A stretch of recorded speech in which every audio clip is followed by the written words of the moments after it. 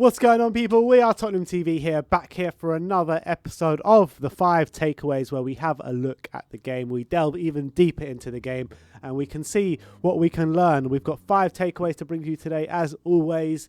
Let's get straight into it and let's start off with the first takeaway, and that is defensive Doherty. So Doherty's coming for a lot of flack after yesterday's performance, and I think in terms of how he was dominated for a lot of the game from the left back, Robinson is maybe warranted. But in terms of his stats, he didn't get forward much, but he did win all 5 of his aerial duels, 5 out of 5, and he won 8 of his 11 duels, competed with other attackers as well. And I thought in the first half especially, he did press the Robinson quite well up in the attacking third. But once we dropped deeper, he did seem to struggle. But I think maybe people were being very harsh on him yesterday in terms of saying he had a stinker. Yeah, I mean, I kind of agree. I thought that his defensive influence was there in the first half, and I thought it grew as well at times in the second half. So I think you're pretty spot on in saying that. And I thought that, yeah, his attacking output wasn't great yesterday, but as you say, his defensive output was actually pretty good yesterday. Yeah, he struggled, but he got through the game, didn't he? Yeah, I mean, he was up against a tough side, you know what I mean? That Matt Robinson and whatever. So Anthony Robinson and Lookman, 2 very good, tricky players, fast players, and he had his work out for him, and he did struggle, but he also did some good things as well. Yeah, I agree. Let's move on to the second takeaway of the game yesterday, and that is the flank failure. So talking about the flanks, talking about Doherty, the good things he did, but also Robinson and Ole Einar. Have we got 2 takeaways, both about Doherty? Not about Doherty, but this is more about the Fulham fullbacks and how they dominated us on the flanks. Robinson and Ole Einar really dominated the left and right flanks respectively.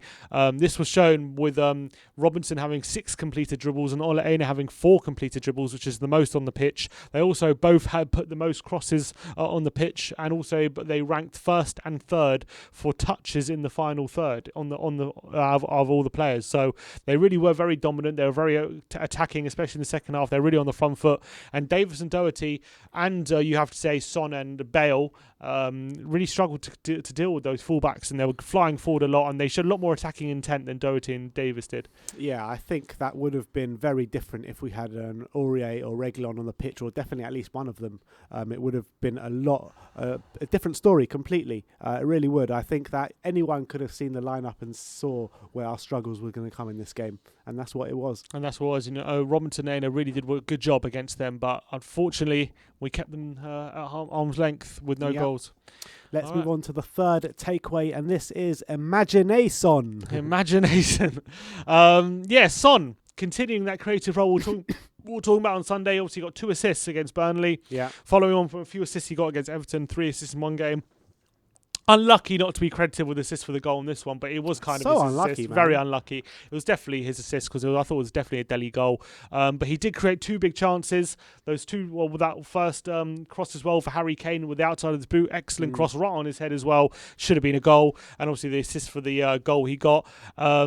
And I thought he was a threat all game. However, it is now 1 goal in 9 games in the league for Son. Is that something to worry about, or do you think the creative role he's taking up is compensating for that? I don't think it's too much to worry about. I really don't. I think that as long as he's providing positively in a game, because it's not like I can't say he's not playing well, because he is playing well. He's playing really well. He's providing so much for the team, and what we've been saying all season, we need to take the burden off Son and Kane of scoring those goals. And if he can provide for players like Bale, Ali, Kane, you know what I mean, then that does take the burden off Sonny and Kane a bit. So we needed someone else to step up in providing the goals, and he's doing that. All right.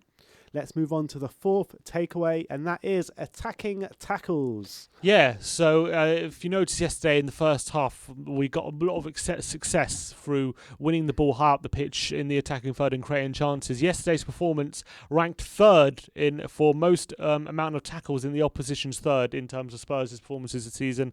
The other 2 higher than that were the win against Brighton at home and 2-1, and the win against United away 6-1. Bit of a different approach compared to the games against Burnley and West Ham, where we made 0 tackles in the opposition half, in the opposition attacking third. So compared to this one, where we made 5. So a bit of a different approach. It did give us some success, but maybe it also contributed to us tiring out a lot quicker. Out of those 5 tackles, were 4 of them Dele Alli? Dele made 4. He made 4 tackles. I don't know if they were all in the opposition half, but he did make 4 tackles. I mean, look, for that point you're talking about, Dele Alli was central to it, and I thought Agreed. that he was absolutely brilliant at Dele We'll get Alli. on to Dele Alli in a minute. In terms, so yeah, let's get on to it. Let's get on to the fifth and final takeaway, and that is delightful.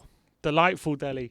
So Dele made his first start since the opening game of the season, first start in the Premier League anyway, since the opening day of the season where he got hauled off at half-time. He attempted more tackles, 4, more duels, 17, and more aerial duels, 5, than any other player on the pitch, and had more touches in the box than any other Spurs player, and obviously scored in the